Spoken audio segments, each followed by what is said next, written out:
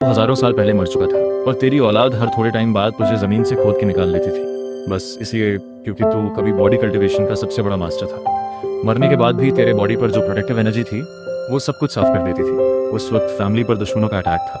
Family head चीन ताओ 6 elders के साथ पूरी ताकत से कब्र खोद रहे थे। कुदाल इतनी तेज चल रही थी कि बस धुंध दिख रही थी। दुश्मन दरवाजे तक आ चुके थे। हजारों लोग तलवारें लेकर पूरे चीन फैमिली को मिटाने आए थे। चीन ताओ खोदते हुए धीरे से बोला, ओल्ड एंसेस्टर, माफ करना हमें। उसने कहा, आपके जाने के बाद बॉडी कल्टीवेशन की ट्रेडिशन टूट गई और हर जनरेशन पहले से कमजोर होती गई। आज हम आपकी बॉडी से दुश्मन को रोकेंगे, बाद में पूरी फैमिली मिलकर आपकी विधिवत पूजा करेगी और आपको सही से दफनाएगी, ये वादा है। मुंह से वादे हो रहे थे और हाथ और तेज चल रहे थे। तभी एक जोरदार धमाके के साथ चिन फैमिली का दरवाजा तोड़ दिया गया। दुश्मन तलवारें लहराते हुए एंसेस्ट्रल हॉल की तरफ दौड़ गए। चीन ताओ का चेहरा पीला पड़ गया। उसने चिल्लाकर कहा, जाओ, दुश्मन को रोको, मैं यहाँ खोदता रहूंगा। 16 एल्डर्स ने हाँ की, कुदाल रखी, तलवारें उठाई और चीन फैमिली के लोगों को लीड करते हुए दुश्मन से भिड़ गए। चारों तरफ चीखें और तलवारों की खनखनाहट गूंजने लगी। आखिरकार ओल्ड एंसेस्टर मिल गए। चिन ताओ ने खुशी से का ढक्कन हटाया। अंदर एक ऐसा यंग मैन लेटा था जो बस 20-22 साल का दिखता था। यही था चिन फैमिली का फाउंडिंग एंसेस्टर, जिसे दुनिया बुलडोजर के नाम से जानती थी। बॉडी कल्टीवेशन का वो लेजेंड जिसने अपनी बॉडी को इतना मजबूत कर लिया था कि कुछ भी उसे तोड़ नहीं सकता था। 1000 साल बाद भी उसकी स्किन एकदम जेड की तरह चमकदार थी और बॉडी पर प्रोटेक्टिव एनर्जी अभी भी साफ दिख रही थी। चिन ताओ ने एक झटके में तुझे से खींचा और सीधे लड़ाई के बीच फेंक दिया। तेरी बॉडी पर की प्रोटेक्टिव एनर्जी एकदम फट पड़ी। जहां भी वो एनर्जी गई, कोई नहीं बचा। चारों बड़े सेक्ट्स के सारे टॉप फाइटर्स पलक झपकते ही जमीन पर थे। ये चिन फैमिली की 999वीं बार थी जब उन्होंने तुझे खोद के निकाला था। और जब चीन ताओ तुझे वापस दफनाने की तैयारी कर रहा था, तभी बड़े एल्डर बोले कि इस बार बॉडी को जमीन में मत डालो, बल्कि को एंसेस्ट्रल हॉल में रख लो, ताकि जरूरत पर आसानी से काम आए। लेकिन ज्यादातर लोगों ने इस बात का विरोध किया। लोग बोले, बार बार ओल्ड एंसेस्टर की बॉडी यूज करना पहले से ही बहुत बेइज्जती है। अगर उन्हें चैन से सोने भी नहीं दिया तो हम सच में बेकार औलाद है। कुछ बोले, ठीक है, दुश्मन आए तो फिर खोद लेंगे। पर कुछ लोगों ने एक अजीब आइडिया दिया, क्यों ना ओल्ड एंसेस्टर की बॉडी को एक फाइटिंग पपेट बना दिया जाए, एक बार में हमेशा के लिए प्रॉब्लम सॉल्व। बात खत्म होते ही आसमान में एक जोरदार गड़गड़ाहट हुई और कीन फैमिली के एंसेस्ट्रल हॉल पर एक के बाद एक 49 बिजलियां गिरी। साथ ही से एक क्रैक की आवाज आई, जैसे कुछ टूट गया हो। सब डर गए और एकदम से की तरफ देखने लगे, कहीं ओल्ड एंसेस्टर नाराज तो नहीं हो गए। तभी मैं लेटे हुए तेरे दिमाग में सिस्टम का अलर्ट बजा। सिस्टम बोला, डिटेक्टेड, यूजर 1000 साल पुराने एंसेस्टर की बॉडी है। ओल्ड एंसेस्टर सिस्टम को एक्टिवेट करने की कंडीशन पूरी हो गई। हाँ, इन बेशर्म बच्चों की इन्हीं हरकतों ने सिस्टम को जगा दिया था। अभी सिर्फ कॉन्शियसनेस वापस आई थी, बॉडी अभी स्टोन की तरह जाम थी। अगले पल सब कुछ खत्म भी हो सकता था। तू हैरान था, 1000 साल बाद लाइफ मिली पर हिल भी नहीं सकते। ये कैसी जिंदगी है? पिछले जन्म में तू बॉडी कल्टीवेशन का सबसे बड़ा मास्टर था। लोग तुझे बुलडोजर कहते थे। दुनिया में कोई नहीं था तेरे आगे। तूने बॉडी कल्टीवेशन की नॉलेज फैलाई जिससे लाखों लोगों को फायदा हुआ। और अब सिस्टम ने एक टास्क दिया और टारगेट थे तेरे ये बिगड़े हुए बच्चे। तुझे इन्हें सबक सिखाना था, बड़ों की इज्जत करना, एंसेस्टर्स का सम्मान करना और बार बार कब्र खोदना बंद करना। टास्क पूरा करने पर मिलेगी फिलियल पॉइंट्स। मतलब जब भी कोई सच्चे दिल से तेरी पूजा करे, तुझे पॉइंट्स मिलेंगे। जितना जेन्युइन हो पूजा, उतने ज्यादा पॉइंट्स। इन पॉइंट्स से तू ज्यादा देर कॉन्शियस रह सकता था और सिस्टम शॉप से स्किल्स भी अनलॉक कर सकता था। स्किल्स 2 तरह की थी, एक ओल्ड एंसेस्टर्स लव और दूसरी ओल्ड एंसेस्टर्स रैथ। तो अभी डिटेल्स देख भी नहीं पाया था कि सिस्टम ने अलर्ट दिया, 50 फिलियल पॉइंट्स मिले। दरअसल बिजली गिरने की वजह से फैमिली के लोगों को लगा कि ओल्ड एंसेस्टर नाराज हो गए हैं और सब डर के मारे तेरी आइडल के सामने झुक गए। चीन ताओ तेरी आइडल के सामने खड़ा था, चेहरे पर रिस्पेक्ट थी। तेरी ऑफरिंग टेबल पर एक बड़ी सी शराब की पॉट और एक पूरा रोस्टेड पिग का हेड रखा था। वो बोला, ओल्ड एंसेस्टर, खाइए पीजिए, आज फिर आपने दुश्मनों को ठिकाने लगाया, बहुत शुक्रिया। पास में 5-6 साल के छोटे बच्चे खड़े थे, उंगलियां मुंह में डाले, आंखें ऑफरिंग टेबल पर लगे पिग के हेड पर टिकी हुई थी। लार टपकने वाली थी और बड़बड़ा रहे थे, पा मुझे पिग हेड चाहिए। तू मैं लेटे लेटे यही सोच रहा था, क्या ये मेरी औलाद है? थोड़े भोले से लग रहे थे। बॉडी कल्टीवेशन के सबसे बड़े मास्टर के डिसेंडेंट्स में कोई शान नहीं दिख रही थी, पर ब्लड कनेक्शन था, इसलिए कंफर्म था कि तू सही में है। जब तूने नजर घुमाई तो देखा कि पूजा करते हुए हर फैमिली मेंबर के सिर के ऊपर एक नंबर फ्लोट कर रहा था और वो नंबर तेरी आइडल के पास आकर जुड़ रहा था। जो नंबर जितना बड़ा, उतनी सच्ची पूजा। पर बड़े एल्डर और दूसरे एल्डर्स के नंबर्स मिलाकर भी 50 से कम थे। तभी तेरी नजर एक यंग मैन पर गई जो कोने में खड़ा था। उसके सिर पर नंबर था, पर वो रेड कलर में था और वैल्यू थी -50। वो इतनी केयरफुली झुक रहा था, 90 डिग्री का बो, बड़े ध्यान से। यहाँ तक कि चिंताओं और बाकी एल्डर्स भी उसे देखकर इम्प्रेस्ड लग रहे थे, क्योंकि वो फैमिली का सबसे बड़ा टैलेंट था। सिर्फ 21 साल में उसने बॉडी कल्टीवेशन का एक बड़ा लेवल क्रॉस कर लिया था। पूरे मार्शल वर्ल्ड में ये रेयर था। पर तेरे लिए प्रॉब्लम ये थी कि हर बार जब वो झुकता तेरे पॉइंट्स घटते। तो मैं गुस्से से पागल हो रहा था। बाकी सब कब के रुक चुके थे, पर वो अकेला लगातार झुके जा रहा था। मुश्किल से जोड़े 500 पॉइंट्स एक झटके में 250 पर आ गए। तभी सिस्टम का अलर्ट बजा। ये इस फैमिली का नहीं है, ये लू फैमिली का स्पाई है। नाम है लू वुशवांग। इसका मकसद है चिन फैमिली की बॉडी कल्टीवेशन टेक्निक्स चुराना, फिर अंदर से मिलकर पूरी चिन फैमिली को बर्बाद करना। तो गुस्से में था पर कर कुछ नहीं सकता था। सिस्टम से पूछा अब क्या करूं? सिस्टम ने रिप्लाई में एक ऐड चला दिया। ओल्ड एंसेस्टर्स रात स्किल्स में एक है ऑनेस्टी कर्स। ये कर्स जब झूठे और मक्कार इंसान पर चलाओ तो वो अपना सारा सच बोलने पर मजबूर हो जाता है, चाहे कितना भी शर्माक हो। तूने बिना सोचे पॉइंट्स खर्च किए और उस यंग मैन पर कर्स चला दिया। वो एकदम रुक गया, फिर मुड़ा और बोला सुनो सब, मुझे कुछ बताना है। चीन टाओ ने टोका बकवास मत करो। वो बोला तुम्हें पता भी नहीं मैं कौन हूँ? बूढ़े हो गए हो और अभी तक आंखें नहीं खुली। चीन टाओ ने डांटा चाहे तू फैमिली का कितना भी बड़ा टैलेंट हो, ओल्ड एंसेस्टर की आइडल के सामने ऐसी बातें मत कर। वो जोर से हंसा और बोला चीन चाओ, मेरा नाम चीन चाओ नहीं है, मैं लू फैमिली का एल्डेस्ट सन हूँ, लू वुशवांग। 20 साल पहले लू फैमिली के नेता ने चिन फैमिली के एक कपल को मार डाला जो उस वक्त बच्चा होने वाले थे। उनके बच्चे की जगह मुझे रख दिया गया। चिन टाओ ने सोचा मैं ही वो बच्चा हूँ और मुझे घर ले आया। लू फैमिली के नेता ने प्रॉमिस किया था कि जब मैं चीन फैमिली की बॉडी कल्टीवेशन टेक्निक सीख लूंगा और फैमिली हेड बन जाऊंगा तो हम दोनों मिलकर चीन फैमिली को पूरी तरह खत्म कर देंगे। लू वुशवांग ने ये सब बोल दिया। सारी चिन फैमिली वहीं खड़ी रह गई। किसी को कुछ समझ नहीं आया। तुझे भी झटका लगा? इस ऑनेस्टी कर्स का असर इतना पावरफुल था। चिन हैरान था। बाकी एल्डर्स के मुंह खुले रह गए। बड़े एल्डर चिन दहाई कांप रहे थे। बड़ी मुश्किल से बोले ये बात इतनी सीक्रेट थी, तूने सबके सामने क्यों बोली? चीन टाओ ने हाथ फैलाए और बड़े सीरियसली बोला मैं हमेशा कहता हूँ इंसान को ऑनेस्ट रहना चाहिए, जो सच है वो बोलना चाहिए। ये सुनते ही चिन दहाई का गुस्सा फट पड़ा। वो चिल्लाया और सीधे लू वुशवांग के सीने पर एक जोरदार पाम स्ट्राइक मारी। कभी लू वुशवांग उसकी शान थी, आज वही उसकी सबसे बड़ी बेइज्जती बन गया। पूरी चिन फैमिली चुप थी। लू वुशवांग की बॉडी को देख रही थी। आज उसने जो किया वो बिल्कुल अलग था, जैसे उसने खुद ही सबको ऑनेस्टी का लेसन दे दिया हो। फिर सबकी नजरें एंसेस्ट्रल हॉल में रखे पड़ गईं। क्या ओल्ड एंसेस्टर ने सच में कोई मिरेकल किया? अगले पल सब धड़ाम से घुटनों पर गिर गए और को झुक झुक कर सलाम करने लगे। तू मैं बहुत एक्साइटेड हो गया क्योंकि हर तरफ से ग्रीन नंबर्स बरसने लगे। हाँ, पर वो 3-4 बच्चे जो अभी भी ऑफरिंग टेबल पर रखे पिग हेड को घूर रहे थे, उनके ऊपर अभी भी 0 था। इन सारे पॉइंट्स को मिलाकर तुझे सिर्फ 2520 मिनट्स की कॉन्शियसनेस मिली, यानी 2.5 दिन। फिलहाल अचानक सो जाने का डर नहीं था, पर मैं अंधेरा था, आंखें खुली थी पर एक उंगली नहीं हिला सकते थे। तूने सिस्टम से पूछा क्या मैं हमेशा ऐसे ही पड़ा रहूंगा? सिस्टम बोला जब फीलियल पॉइंट्स काफी हो जाएंगे तब तू का ढक्कन हटाकर बाहर निकल सकेगा। तू मन ही मन कुड़ा। सिस्टम ने जो टारगेट रखा था उसका हिसाब तो सिस्टम को भी नहीं पता था। अभी सबसे जरूरी था पॉइंट्स जल्दी से इकट्ठे करना। पर लोगों को पूजा के लिए कैसे बुलाया जाए? तभी तो उस कर्स का आइडिया आया, कोई मिरेकल करके लोगों को अट्रैक्ट करो। तभी एंसेस्ट्रल हॉल का दरवाजा हल्के से खुला। 2 लोग दबे पांव अंदर घुसे। अंदर कोई नहीं देखा तो सीधे तेरी आइडल के सामने झुके और बोले ओल्ड एंसेस्टर, बच्चे बहुत भूखे हैं, ऑफरिंग टेबल का पिग हेड ले जाते हैं, बाद में ज्यादा पिग्स पालकर आपको बेटर ऑफरिंग देंगे। ये सुनकर तू चौंक गया। चीन फैमिली के हाल इतने बुरे हैं कि खाना भी नहीं। तूने उन्हें पहचाना? ये चीन दाकुन और चीन अर्कुन थे, 2 भाई। पर तेरे दिल में एक दर्द उठा। 1000 साल पहले चीन फैमिली एक लेजेंडरी फैमिली थी। तेरी लीडरशिप में तीनों रेल्म्स में उनकी धाक थी। उस जमाने में यून डायनेस्टी ने चिन फैमिली को रॉयल टाइटल दिया था। पूरा टियानशे सिटी उनका था। ये उनकी बिगेस्ट ग्लोरी थी। पर अब देखो क्या हाल है। तुझे चीन फैमिली का प्रेजेंट सिचुएशन ठीक से समझना था। तभी बाहर से एक गाने की आवाज आई। चिन दाक्वान और चिन एरक्वान एकदम से डर गए। पीछे मुड़े तो देखा 5th एल्डर चिन वुहाई पहले से ही बाहर खड़ा था, हाथ में लाठी थी। दोनों घबराकर पिग हेड को सीने से लगाए खड़े रहे। चिन वुहाई ने एक लंबी सांस ली और हाथ हिलाते हुए बोला ले जाओ, बच्चे बढ़ रहे हैं, अगर कोई पूछे तो कह देना रात को कोई बिल्ली उठा गई। दोनों ने झट से हाँ कहा, पर चिन वुहाई ने रोका। पहले ओल्ड एंसेस्टर को इंसेंस लगाकर जाओ। दोनों फिर आए, विधिवत इंसेंस जलाई, पेपर मनी जलाई, झुके और पिग हेड लेकर चले गए। तुझे 50 फिलियल पॉइंट्स मिले। चिन वुहाई तुझे जेन्युइनली अच्छा लगा क्योंकि दोपहर की पूजा में उसने सबसे ज्यादा पॉइंट्स दिए थे। पर वो रात को अकेले एंसेस्ट्रल हॉल में क्यों आया था?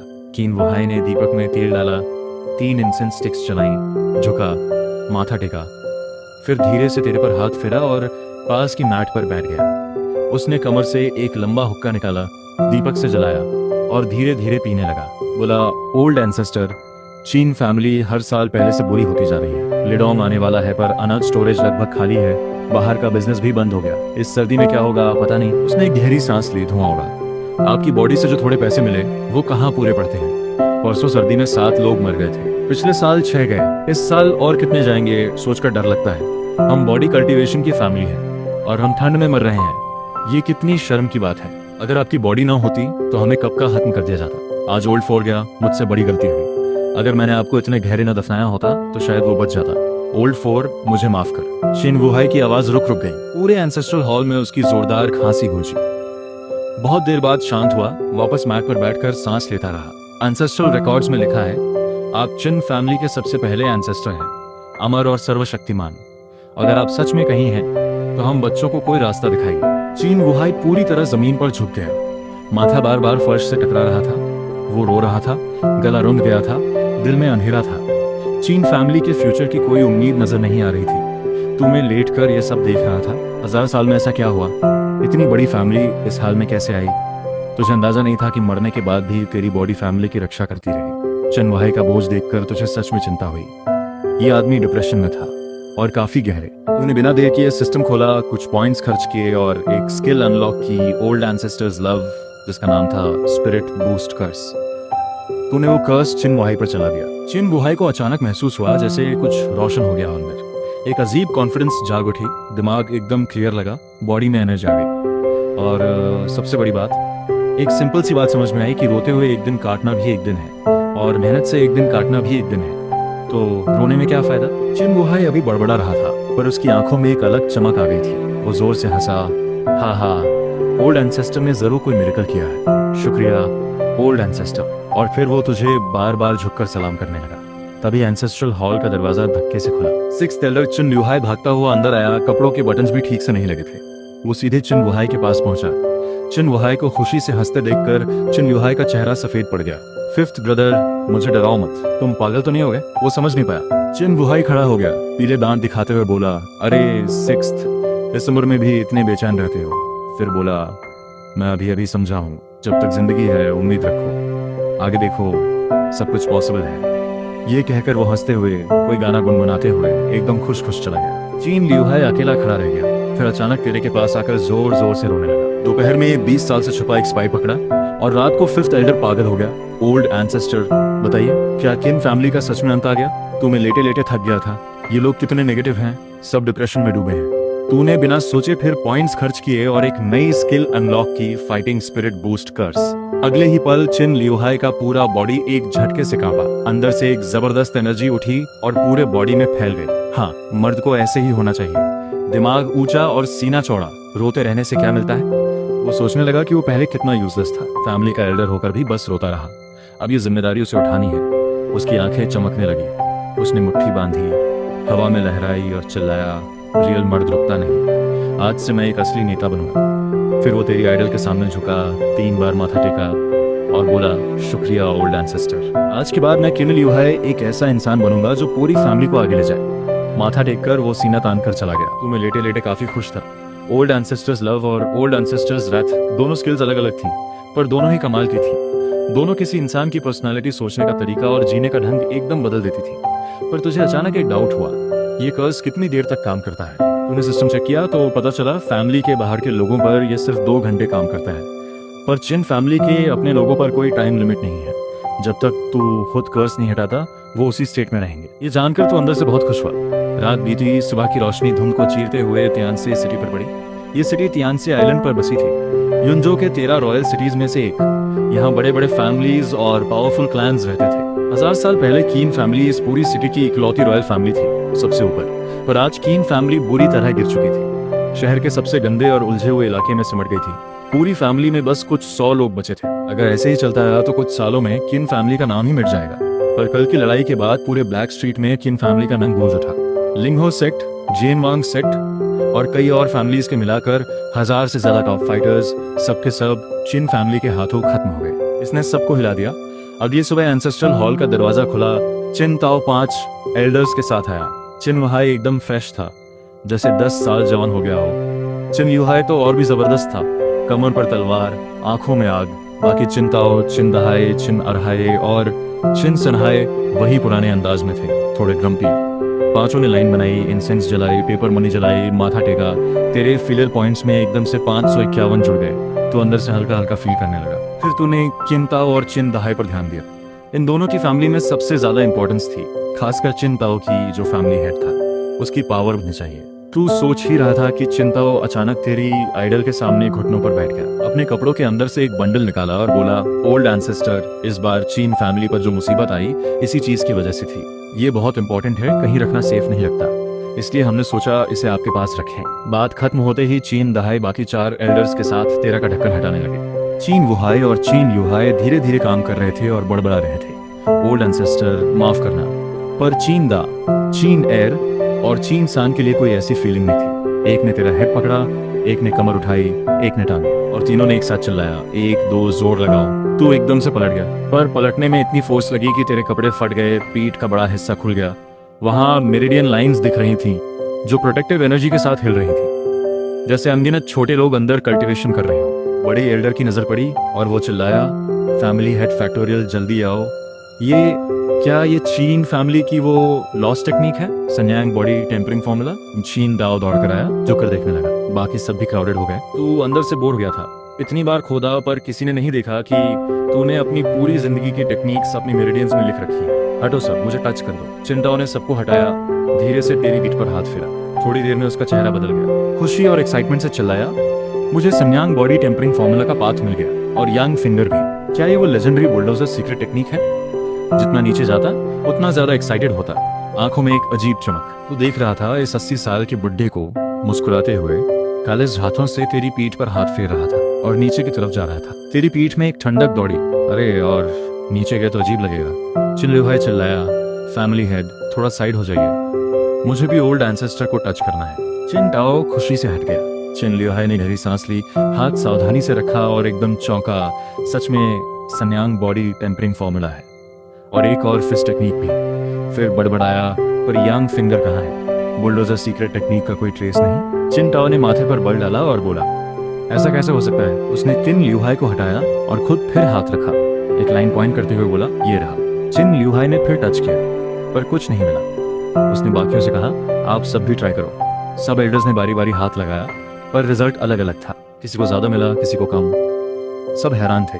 चीन दहाई ने धीरे से एनालाइज किया, शायद हर इंसान की कॉम्प्रिहेंशन, लक और टैलेंट अलग होती है। सबकी आंखें चमकी और सब एक साथ सिर हिलाने लगे। तू मैं समझ गया, पीठ की लाइन जरूर पिछले जन्म की कल्टीवेशन से जुड़ी थी, पर कितना मिले ये तेरी पर्सनल कॉम्प्रिहेंशन पर डिपेंड करता था। चिन टाओ और चिन दहाई का टैलेंट बाकी 4 एल्डर्स से बहुत बेहतर था, इसलिए उन्हें ज्यादा मिला। चिन टाओ ने सीरियस होकर सबको कहा, हमें लगता था बॉडी कल्टीवेशन की ट्रेडिशन खत्म हो गई, पर ये तो मिरेकल है। ये चिन फैमिली का सबसे बड़ा सीक्रेट है, किसी को पता नहीं चलना चाहिए। अब हर दूसरे दिन हम यहाँ आएंगे, ओल्ड एंसेस्टर की बॉडी चेक करेंगे, देखेंगे लाइंस में क्या चेंज आता है। जो टेक्निक मिली वो सब अभी लिख लो। ये कहते ही चिन ताओ खुद रुक गया, बाकी सब भी जम गए। जो भी टेक्निक उन्होंने टच करके सीखी थी वो लिखने की कोशिश की तो याद ही नहीं आई। दिमाग एकदम ब्लैंक, जैसे किसी ने मेमोरी ही मिटा दी। ये टेक्निक्स खुद सीखी जा सकती हैं, किसी को दी नहीं जा सकती। ये तेरी पुरानी प्लानिंग थी जो 1000 साल पहले से सेट थी। सबने एक साथ सांस खींची, आंखें फटी की फटी रह गईं। तेरी बॉडी को और भी ज्यादा रिस्पेक्ट से देखने लगे। वाकई जो अपने जमाने में पूरी दुनिया में तहलका मचा दिया, उसने 1000 साल पहले ही ये सब प्लान कर रखा था। लग रहा था चिन फैमिली की प्रोटेक्शन और टेक्निक्स का सरवाइव करना कोई एक्सीडेंट नहीं था, बल्कि ओल्ड एंसेस्टर की डेलिबरेट प्लानिंग थी। सब एल्डर्स घुटनों पर गिर गए, इंसेंस जलाई, पेपर मनी जलाई, माथा टेका। फिलियल पॉइंट्स आने लगे, 300, 600, 900। इन बुड्ढों के सिर पर जो नंबर्स दिख रहे थे, एक से बड़ा एक था। तू मुस्कुराने वाला था अंदर ही अंदर। तभी चिन वुहाई ने फैमिली हेड से पूछा, उस बंडल में है क्या? चीन फैमिली पर जो अटैक्स हो रहे हैं वो इसी की वजह से तो नहीं? 1 महीने पहले चीन ताओ बड़े एल्डर और दर्जनों टॉप फाइटर्स के साथ सीक्रेटली निकला था। वापस सिर्फ चीन ताओ और चीन दहाई आए, दोनों खून से लथपथ, बाकी सब मारे गए। इस एक लड़ाई ने चीन फैमिली को बहुत कमजोर कर दिया। ये बात सब एल्डर्स के दिल पर बोझ थी। आज ओल्ड एंसेस्टर के सामने उन्होंने फैमिली हेड से क्लियर जवाब मांगा। चिंटाओ ने एक गहरी सांस ली। जितने कम लोगों को पता हो उतना सेफ है, पर तुम सब जानना चाहते हो तो सुनो। तुम्हें लेटकर कान खड़े कर लिया। जानना था कि इन बच्चों ने ऐसी क्या नासमझी की जो दुश्मन घर तक आ गए। जब दोनों ने पूरी बात बताई, एल्डर्स के चेहरे पर हैरानी थी और तूने गुस्से से उबल रहा था। हुआ ये था कि कुछ साल पहले एक मिस्टीरियस फ्लाइंग शिप कहीं दूर इविल विंड सी में गिर गई थी। उस दिन उस एरिया में अनगिनत लोग मारे गए। यून डायनेस्टी ने जियांतिंग पेविलियन को इन्वेस्टिगेट करने भेजा, पर इविल विंड सी बेहद खतरनाक था, जिसे नो लाइफ जोन कहते थे। वहां हमेशा तूफान और वाटर टॉर्नेडोज रहते थे। जियांतिंग के नेता ने खुद जाने की हिम्मत नहीं की। उसने अपने हाथ भेजे और साथ में मार्शल वर्ल्ड के उन लोगों को भी बुलाया जो जान की परवाह नहीं करते थे, डाइंग सेक्ट एल्डर्स और स्पेशल स्किल्स वाले लोग। बहुत लोग गए, ज्यादातर वापस नहीं आए। जो थोड़े बचे वो शिप तक पहुंचे। शिप के बाहरी हिस्से से ही बेशुमार वैल्यूएबल इंस्क्राइब्ड स्वॉर्ड्स और वेपन्स मिले। जब उन्हें डिकोड किया तो पता चला वो अनबिलीवेबली पावरफुल कल्टीवेशन टेक्निक्स थी। ऐसी टेक्निक्स जो योंजो कॉन्टिनेंट में कहीं नहीं थी, किसी एंशिएंट बुक में भी नहीं, जैसे किसी हायर वर्ल्ड से आई हो। उस शिप में हर तरह की कल्टीवेशन मेथड्स थी, इतनी रिच कि योंजो के किसी भी टॉप सेक्ट की टेक्निक्स उनके आगे कुछ नहीं थी। शिप पर रखे वेपन्स इतने शार्प थे जैसे देवताओं के हथियार हो। बहुत सी पिल्स और मेडिसिन थीं जो मरते हुए सेक्ट एल्डर्स ने छीन कर खा ली। एक पल में उनकी एज एक्सटेंड हो गई, सफेद बाल काले हो गए। 1 महीने बाद वो शिप समुद्र में डूब गई और वो पूरा एरिया गायब हो गया। जो भी ट्रेजर्स मिले थे सब लोग अपने अपने आइलैंड्स पर लौटे, आपस में लड़े, छीनाझपटी हुई और जो जितना ले जा सका ले गया।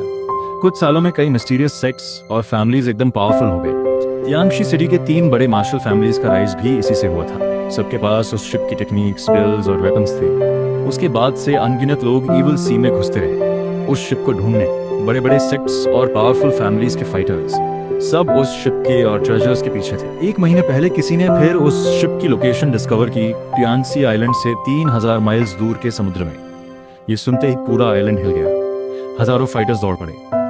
मैंने और बड़े एल्डर ने सोचा ये चिन फैमिली के लिए गोल्डन अपॉर्चुनिटी है। अगर हम उस शिप से ट्रेजर्स ले आए तो चीन फैमिली फिर से वो बन सकती है जो 1000 साल पहले थी। चीन दहाई ने सिर हिलाया और आगे बताया। हम सीक्रेटली निकले, चिन फैमिली के टॉप फाइटर साथ लिए, पर हमारी पावर उन बड़े मार्शल फोर्सेस के आगे कुछ नहीं थी।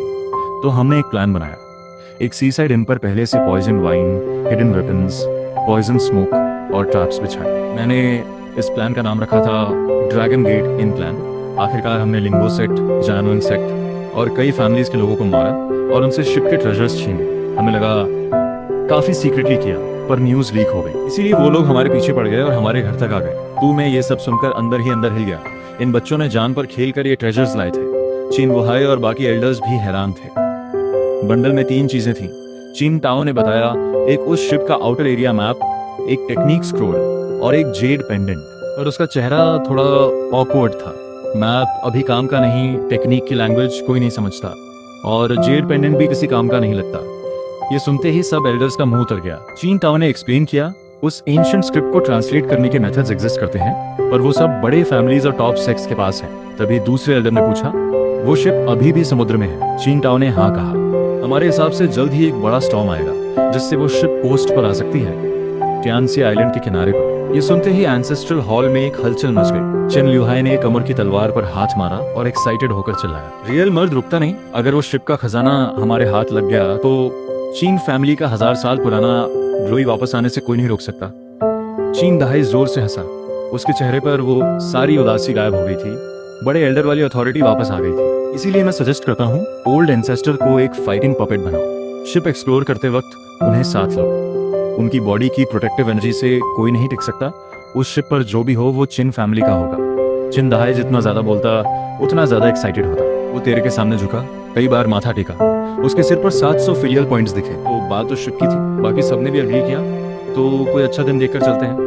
पर तू थोड़ा चिंतित हो गया। चीन फैमिली अभी बहुत मुश्किल में थी। इस वक्त जरूरत थी एक स्मार्ट प्लानर की। तूने सिस्टम खोला, एक स्किल ढूंढी, ओल्ड कनिंग फॉक्स कर्स बिना देर किए चिंताओं पर चला दिया। इंसेंस जला रहा। चिंताओ अचानक फॉक्स की तरह मुस्कुराया, आंखें सिकुड़ी और धीरे से बोला, मेरे पास एक प्लान है जिससे किन फैमिली पूरे टियानशी सिटी में टॉप पर आ सकती है। अगले दिन सुबह सुबह पूरे टियानशी सिटी में खबर फैल गई, चिन फैमिली हेड की बेटी को देखने के लिए मार्शल आर्ट्स कॉन्टेस्ट होगा। इस कॉन्टेस्ट में कोई भी आ सकता है, कोई सेक्ट रिस्ट्रिक्शन नहीं, कोई एज लिमिट नहीं, कोई घर या वेल्थ की जरूरत नहीं, बस पावर होनी चाहिए। चाहे 70 साल का बुढ़ा हो, अगर जीता तो चीन फैमिली का सन इन लॉ। ये न्यूज सुनते ही पूरा टियानशी सिटी हिल गया। ब्लैक स्ट्रीट के हर टी हाउस और रेस्टोरेंट में यही बात हो रही थी। सब एक ही सवाल पूछ रहे थे, चीन टाओ ने अपनी बेटी को आग में क्यों झोंक दिया? ये जानना जरूरी है कि चिन टाओ की बेटी चिन्ने में पूरे टियानशी सिटी की सबसे खूबसूरत लड़की थी और वो एक रेयर ड्यूअल कल्टीवेशन बॉडी भी थी, 100 साल में एक बार मिलने वाली। उसे पाने की चाहत रखने वाले बहुत थे। और अब इस कॉन्टेस्ट में एज लिमिट भी थी। त्यांसी सिटी में कई ऐसे अजीब और क्रिकेट बूढ़े थे जो दूसरों की एनर्जी चुराने वाली इविल टेक्निक्स यूज करते थे। उधर सिटी लॉर्ड मैंशन में यंग लॉर्ड एक खिड़की के पास बैठा वीणा बजा रहा था। जब उसे इस कॉन्टेस्ट की खबर मिली तो वीणा की सारी स्ट्रिंग्स एक साथ टूट गई। वो एकदम उठा और ब्लैक स्ट्रीट की तरफ देखने लगा। उसकी आंखों में पुरानी यादें थीं। 6 महीने पहले वो चीन मेमे से मिला था और पहली नजर में ही दिल दे बैठा था। तियानशांग टेम्पल जाते वक्त उसने एक ड्रामा भी प्लान किया था, हीरो बनकर उसे बचाने का, पर वो स्कीम वहीं पकड़ी गई और चीन मेमे ने उसे एक जोरदार थप्पड़ जड़ा। उसकी आंखें एकदम शार्प थीं, छोटी टाइगर की तरह और तेज मिर्ची जैसी तीखी। उसकी बेबाक बातें सुनकर उसे पहली बार कुछ ऐसा फील हुआ जो पहले कभी नहीं हुआ था, जैसे उसकी बहुत पहले गुजरी हुई बड़ी बहन की याद आ गई हो। और चीन मेमे, ये वाइल्ड सी लड़की, न कोई रॉयल एटीट्यूड, न कोई बड़ा बैकग्राउंड, बस एक गिरी हुई फैमिली के हेड की बेटी। पर उसकी हिम्मत देखो, सिटी लॉर्ड मैंशन के यंग लॉर्ड को थप्पड़ मार दिया। बाकी सब लड़कियां तो उसे देखते ही आगे लपकती थी। उस दिन के बाद वो उसे भूल नहीं सका। पर सिटी लॉर्ड मैंशन के रूल्स बहुत स्ट्रिक्ट थे। उसके पोजीशन के हिसाब से वो खुद अपनी शादी का फैसला नहीं कर सकता था।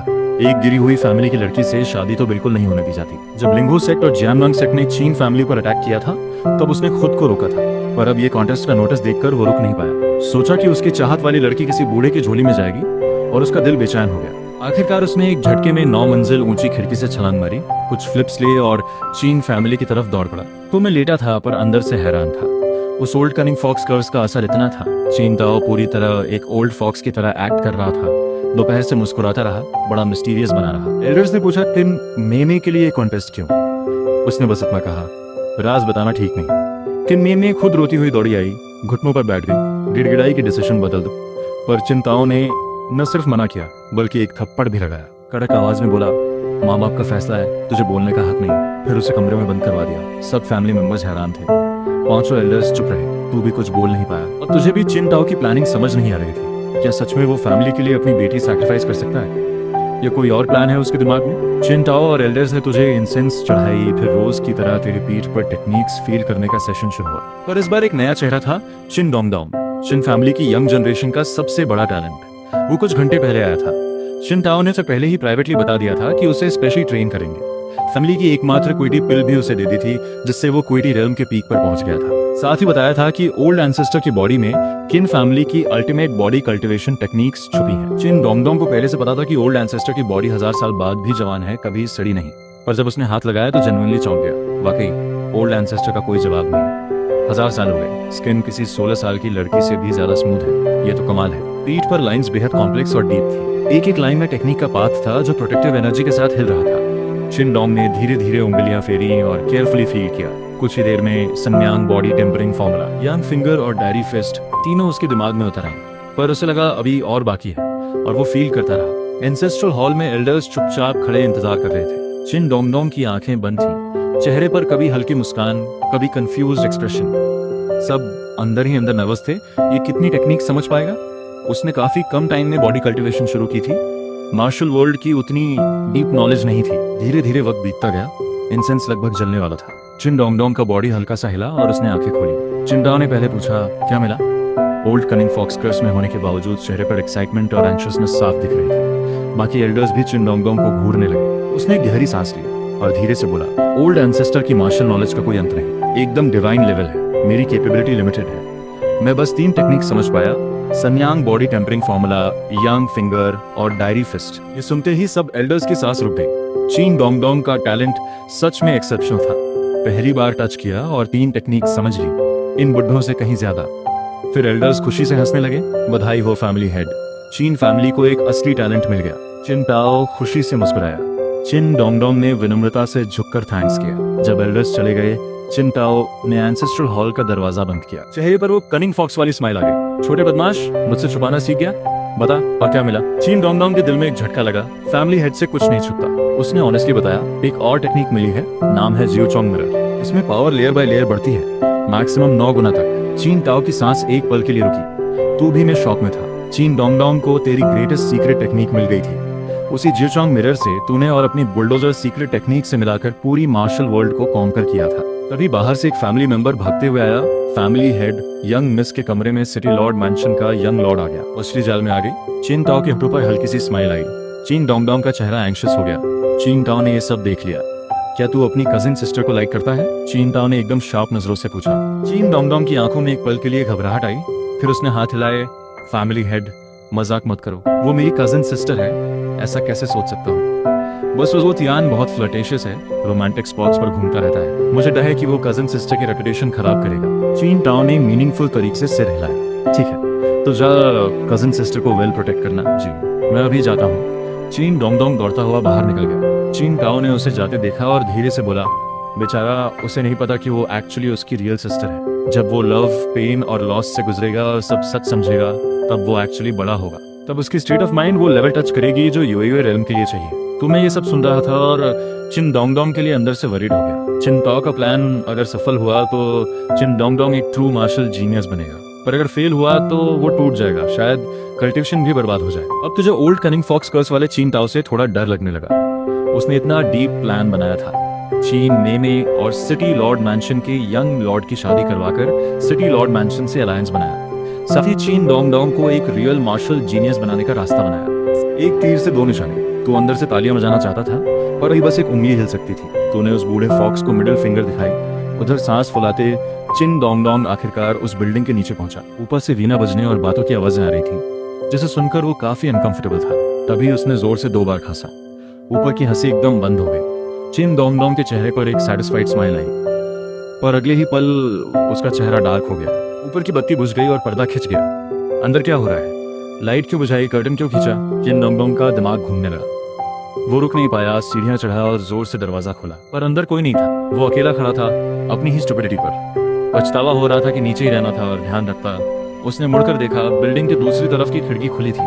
बाहर 2 चिन फैमिली के गार्ड्स बेहोश पड़े थे। बुरा हुआ, फैमिली हेड को तुरंत बताना होगा। चीन डोंगडोंग को होश आया कि उसका टास्क अभी इनकम्प्लीट है। उधर एंसेस्ट्रल हॉल में चीन ताओ अभी तक था। उसने उस बंडल को खोला जो उन 4 सेक्ट से छीना था, पर उसे एक हैरानी हुई। जो जेड पेंडेंट पहले काली थी वो अब सफेद हो गई थी। हाथ में लेते ही एक कूल और पीसफुल एनर्जी फील हुई। अनजाने में उसका दिमाग एकदम शांत हो गया, सोल सेटल्ड हो गई। ये पेंडेंट अब माइंड को काम और फोकस करने के काम आ रहा था। चिन ताओ की आंखें एक्साइटेड हो गईं। कल्टीवेशन के वक्त इसे पहनो तो डिविएशन का खतरा बहुत कम हो जाएगा। वो यूएरएम में स्टक था कई सालों से। वोलोंग रेल्म ब्रेक थ्रू करने की हिम्मत नहीं थी। एक तो सूटेबल टेक्निक नहीं थी, दूसरा डिविएशन का डर था। अब ओल्ड एंसेस्टर से समयांग बॉडी टेम्परिंग फॉर्मूला मिली थी और ये जेड पेंडेंट भी हाथ आ गई थी। चिन ताओ को लगा ब्रेक थ्रू अब पॉसिबल है। वो जोर से हंसा। अगर मैं वुजोंग लेवल तक पहुंच गया तो तियानशे सिटी में जो भी पावरफुल फोर्स हो, असली डोमिनेटर वही है जिसके पास वुजोंग हो। ये सोच ही रहा था कि चीन डोंगडोंग भागता हुआ अंदर आया। Family head, big problem. Cousin sister को कोई उठा ले गया। चीन ताओ कुछ देर चुप रहा, फिर मुस्कुराया। चिंता मत, कल सुबह वो खुद वापस आ जाएगी। उसने काम रहते हुए चीन डोंगडोंग को कल्टीवेशन पर फोकस करने को कहा, पर चीन डोंगडोंग का दिमाग चीन में पर था। वो सेटल नहीं हो पा रहा था। वो कोर्टयार्ड में आगे पीछे टहलने लगा। चीन ताओ ने यह देखा तो एक फैमिली मेंबर को आंख से इशारा किया और धीरे से कहा, मेरे कमरे की बेड के नीचे एक बिग रूस्टर है, उसे पकड़ कर लाओ, डोंगडोंग को पता न चले। असल में चीन डोंगडोंग को अचानक रूस्टर खाने की बड़ी क्रेविंग आई थी, खासकर मेल रूस्टर्स की। घर के सारे रूस्टर्स उसने खा लिए थे, हड्डियां भी नहीं छोड़ी थी। चीन ताओ को ये अजीब लगा। बाद में चीन मेमे से एक्सीडेंटली पता चला कि रूस्टर एक तरह का स्विच है चीन डोंगडोंग के लिए। चीन ताओ को पूरी तरह समझ नहीं आया था, पर उसने सीक्रेटली एक रूस्टर छुपा कर रख लिया था। फैमिली मेंबर ने फुर्ती से रूस्टर पकड़ा। चिन ताओ ने एक जोर से रूस्टर को थप्पड़ मारा। रूस्टर ने जोर से बांग दी। कोर्टयार्ड में बेचैनी से घूम रहा चिन डोंगडोंग एकदम से फ्रीज हो गया। उसकी आंखें शांत हो गईं। वो जमीन पर बैठ गया, पैर मोड़े और कल्टीवेशन शुरू कर दी।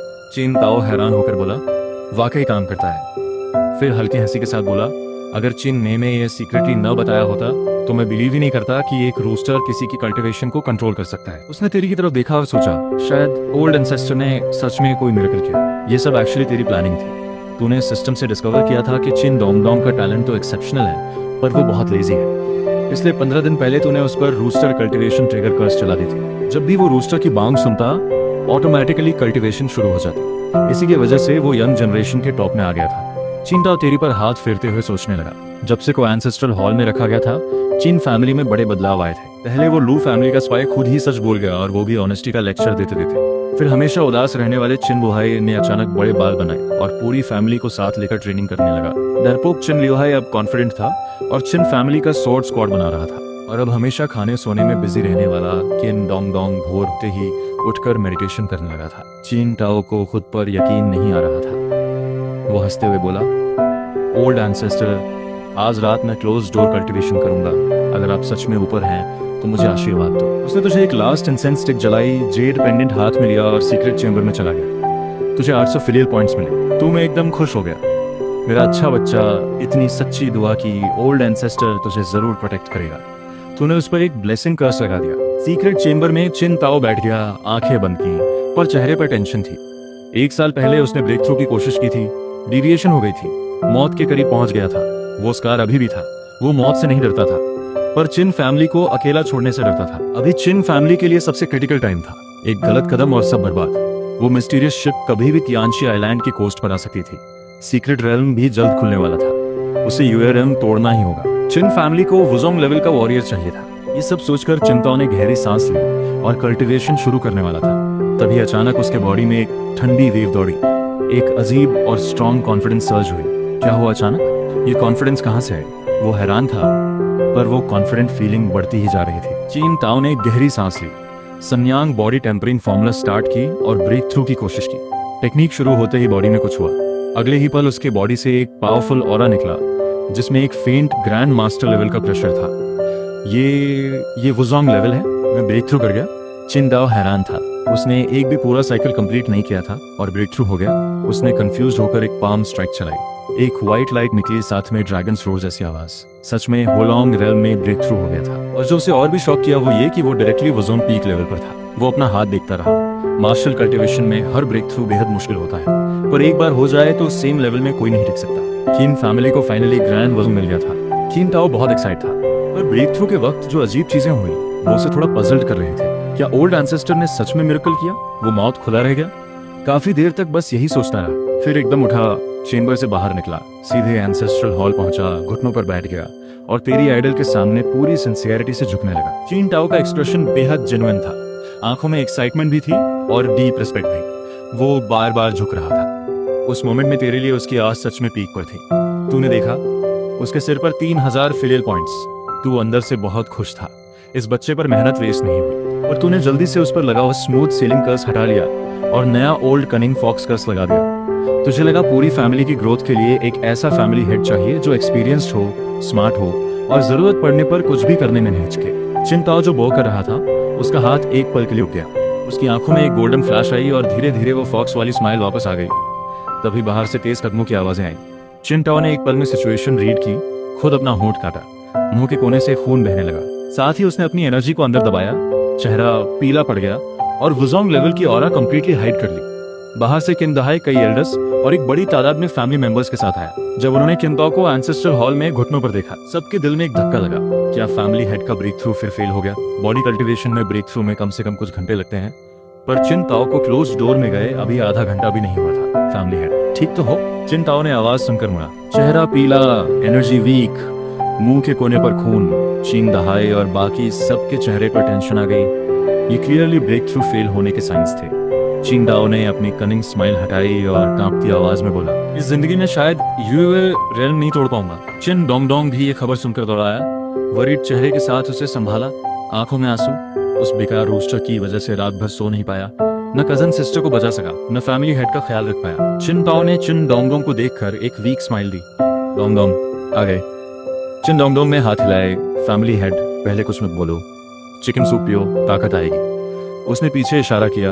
एक फैमिली मेंबर तुरंत गर्मागर्म रूस्टर सूप का बोल लेकर आया। पूरे एंसेस्ट्रल हॉल में खुशबू फैल गई। अभी इंजर्ड हो, ये सबसे अच्छा है। चिन ताओ ने थैंकफुल एक्सप्रेशन बनाया, पर सूप में तैरती हुई रूस्टर की बिग रेड क्रेस्ट देखकर दिल में दर्द उठा। बेचारे दोंगवान जी, तुम कम से कम काम आए, ये तुम्हारी शानदार मत है। चिन डोंगडोंग ने जोर से चिल्लाया, चिकन लेग्स भी लाओ, ओल्ड एंसेस्टर को ऑफर करो। अंदर वो बहुत खुश था। उस बेकार रूस्टर का यही हश्र होना चाहिए था।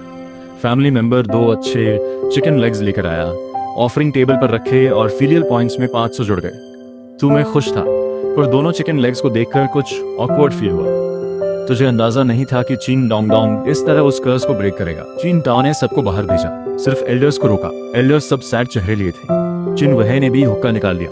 फैमिली हेड, इतनी जल्दी क्या जरूरत थी?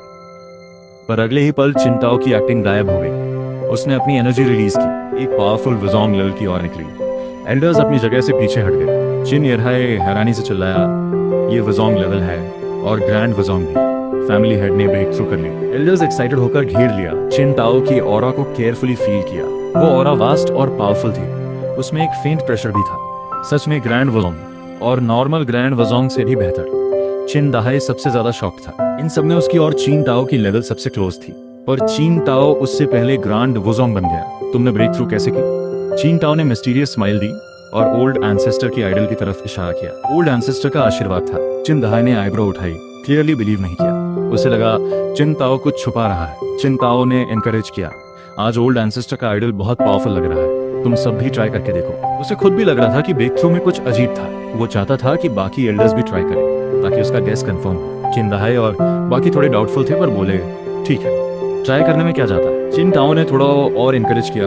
ग्रैंड वजोंग की ऑरा थोड़ी रिलीज की। चिन दाहाई और बाकियों की आंखें ललचा गईं। चलो ट्राई करते हैं। सबने तेरी तरफ झुकना शुरू किया। चिन वहाई और चिन लियोहाई सबसे जेन्युइन थे।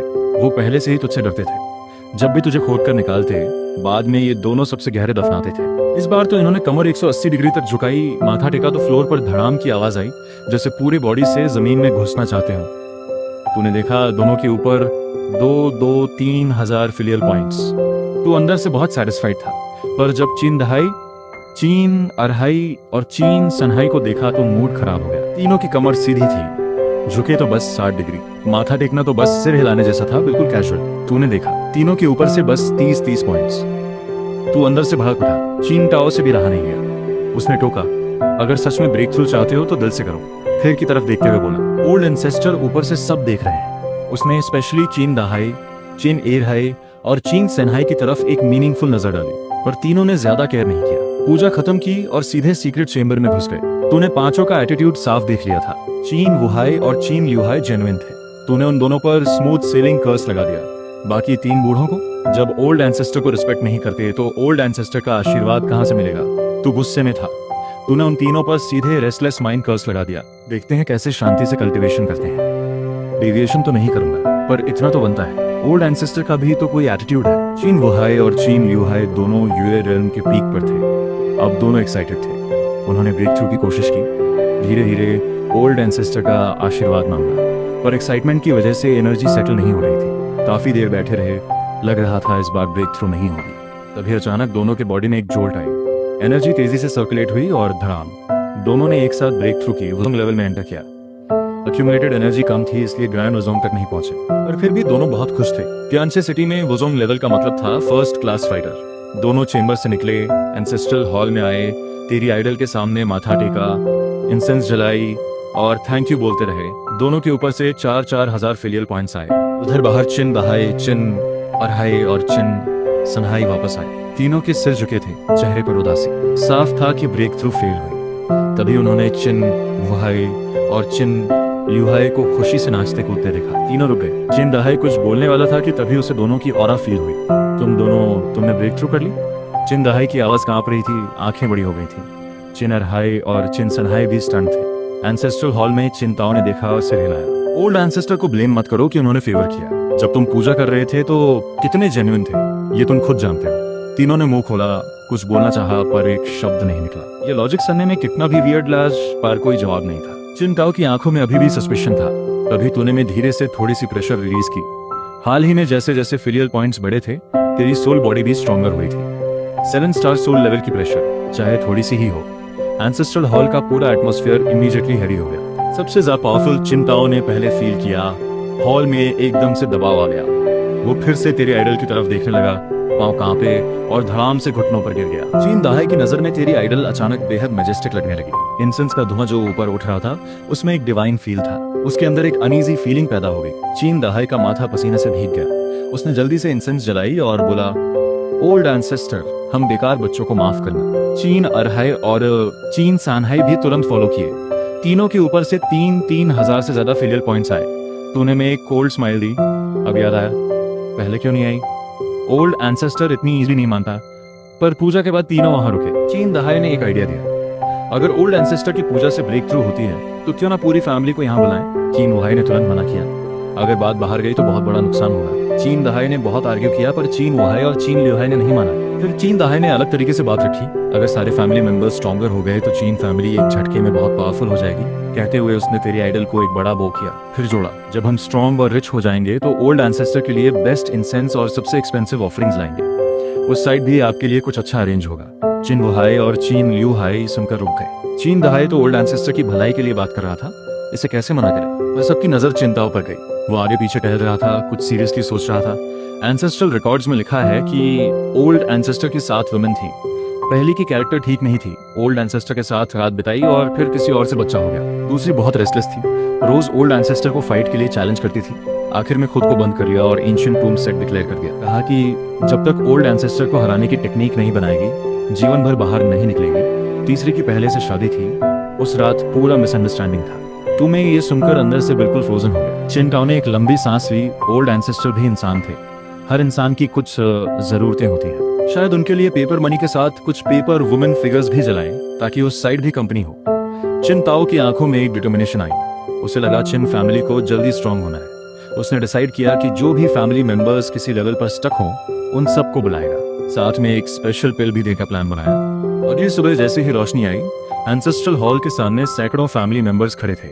उनमें पिग हेड ले जाने वाला चिन एयरकुन भी था। जब फैमिली हेड ने कहा कि एक स्पेशल ब्रेक थ्रू पिल है जो स्टक लेवल को ब्रेक कर सकती है, उसकी आंखें चमक गईं। इस पूरी फैमिली में फैमिली हेड और 5 एल्डर्स के अलावा सिर्फ वो और एक और मेंबर यूए रेल्म पीक पर थे। पर उसकी वाइफ बच्चे को जन्म देते वक्त चली गई थी। उस दर्द ने उसे अंदर से तोड़ दिया था। मार्शल स्पिरिट लगभग टूट चुका था। दर्जनों साल से यूए रेल में स्टक था। एक कदम आगे नहीं बढ़ा। जवानी में उसने कसम खाई थी कि चिन फैमिली का दूसरा बुलडोजर बनेगा। पर आज फैमिली हेड की बात सुनकर उसका दिल हिल गया। बेटा अभी छोटा है, उसके लिए स्ट्रॉन्गर बनना जरूरी है। चिन टाओ ने कहा, ये पिल्स बहुत प्रेशियस हैं। ओल्ड एंसेस्टर की इंस्पिरेशन से बनी है, इसलिए पूजा के वक्त दिल से करो और पिल वहीं खाओ। फैमिली मेंबर्स सीरियस हो गए। सब लाइन में लगे, एक एक करके आगे आकर जेन्युइनली तुझे बखिए। हर किसी के ऊपर से 300 से 500 तक फीलियल पॉइंट्स आ रहे थे। तू में खुशी से हंस रहा था। इतने दिनों में आज सबसे खुश था। फीलियल पॉइंट्स इतनी तेजी से बढ़ रहे थे कि कुछ ही देर में हजारों हो गए। चीन एयरकुन की बारी आई। उसने गहरी सांस ली। तेरी आइडल को डिटरमाइंड नजरों से देखा। अब तो जो होगा देखा जाएगा। उसका एक्सप्रेशन बेहद सीरियस हो गया। अभी एंसेस्ट्रल हॉल के दरवाजे से 10 कदम दूर था कि धड़ाम से घुटनों पर गिर गया और जोर से बोला, सब डिसेंडेंट किन एयरकुन ओल्ड एंसेस्टर को नमन करता है। और उसने माथा स्टोन फ्लोर पर जोर से टेका। ठाक। जब सिर उठाया तो माथा लाल था, ऊपर उठा हुआ। आसपास के लोगों ने सांस खींची। चिन सैंगक्वन ने कहा, एयरकुन भाई थोड़ा धीरे, कुछ हो न जाए। फैमिली हेड ने जेन्युइन कहा था, पर इतना भी नहीं। पर चिन क्वान ने जैसे सुना ही नहीं। वो उठा, एक कदम आगे बढ़ा, फिर धड़ाम। सब डिसेंडेंट चीन एयरकुन ओल्ड एंसेस्टर को नमन करता है। वो जोर से बोलता रहा। एक एक कदम बढ़ाकर 13 स्टेप्स में 13 बार माथा टेका। जब आइडल के सामने पहुंचा तो माथे से खून बह रहा था, पर उसका एक्सप्रेशन और भी सीरियस था। तेरी आइडल को देखते हुए उसकी आंखों में प्योर ऑ था। उसने 90 डिग्री झुककर इंसेंस जलाई। दोनों हाथों से इंसेंस होल्डर में केयरफुली रखी। फिर 180 डिग्री झुका, माथा जमीन से लगाया, धड़ाम धड़ाम पेपर मनी जलाई। धुआं आंखों में गया, पर उसने नजर नहीं हटाई। फिर उसके ऊपर से नंबर्स आए, 5200। तू में हिल गया। एक बार में 5000 से ज्यादा फीलियल पॉइंट्स। चीन एयरकुन ने अकेले जितने दिए वो 10 लोगों के बराबर था। इतना जेन्युइन और डेडिकेटेड डिसेंडेंट असली आशीर्वाद डिजर्व करता है। तूने सिस्टम में केयरफुली एक एक्सपेंसिव स्किल ढूंढी, ग्रेट एनलाइटनमेंट कर्स। चीन एयरकुन ने पिल खाई। अचानक उसका पूरा बॉडी कांपा। उसके दिमाग में कल्टीवेशन के सारे पुराने मोमेंट्स एक एक करके फ्लैश होने लगे। जो चीजें कभी समझ नहीं आई थी वो अचानक क्रिस्टल क्लियर हो गई। एक डिवाइन स्पार्क जारी, वो वहीं खड़े खड़े क्विटी फिस्ट चलाने लगा। उसका ब्लड और एनर्जी जैसे इग्नाइट हो गई। पहली क्यूटी फिस्ट स्ट्राइक के साथ अंदर से पॉपकॉर्न जैसी आवाजें आई। दूसरी स्ट्राइक के साथ उसके सफेद बाल काले होने लगे।